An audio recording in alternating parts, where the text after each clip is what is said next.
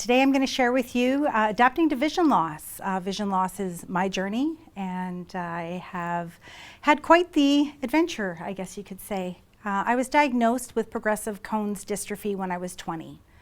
And so I was declared legally blind in both eyes. I wandered around a sighted world pretending I was sighted. I looked down at the ground at every step that I made because I didn't want to draw attention to myself. I didn't want people staring at me. And you know what? I can't see that people are staring at me. Only 15% of people who are blind see nothing at all. The rest of us do have various degrees of vision, only it's not always reliable or useful. I met two women who were both confident and blind, and it blew my mind. I'm like, how are you doing these things?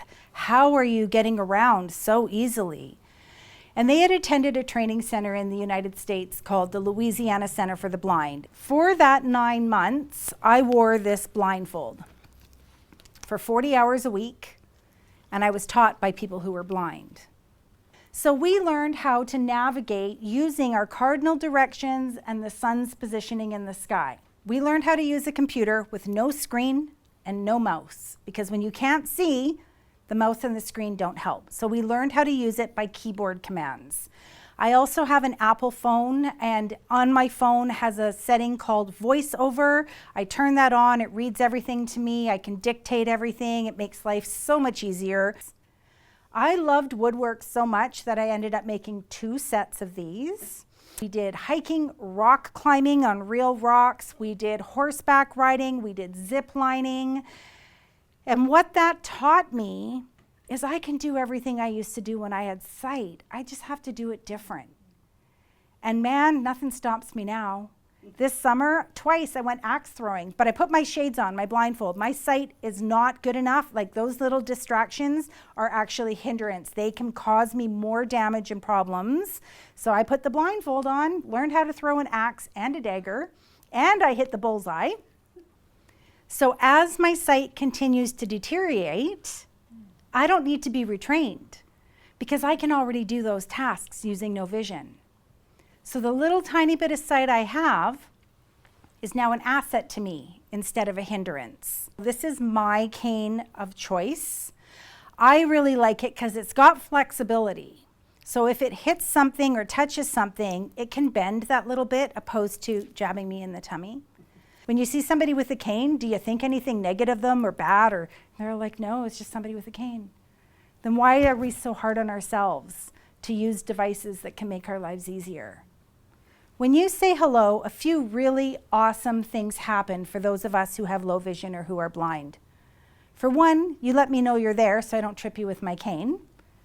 2, you let me know you're there. So if I had a question and needed some advice, could you tell me what street's coming up, needed some help, I could ask you because you said hello. Your hello just treated me like you treat everybody else. I'm going to take your elbow. So the reason I take your elbow, if we step a foot ahead, is it puts you a half a step in front of me. So if you are to step up a curb or down, I feel your body movement, because sometimes if people forget to tell, I then know if they forget. It also allows me to step in behind during a narrower area, and it also allows me to disengage if I don't feel safe. Not everybody wants to be guided this way, but the majority of people I know do. It could be somebody maybe doesn't have as good of balance, is newer to using a cane, that they may prefer you hang on to them. That's why it's so important to ask. So we're going to walk over to the chair right now, and what I would like you to do is I would like you to take your left hand, take my left hand, and put it on the back of the chair. Okay?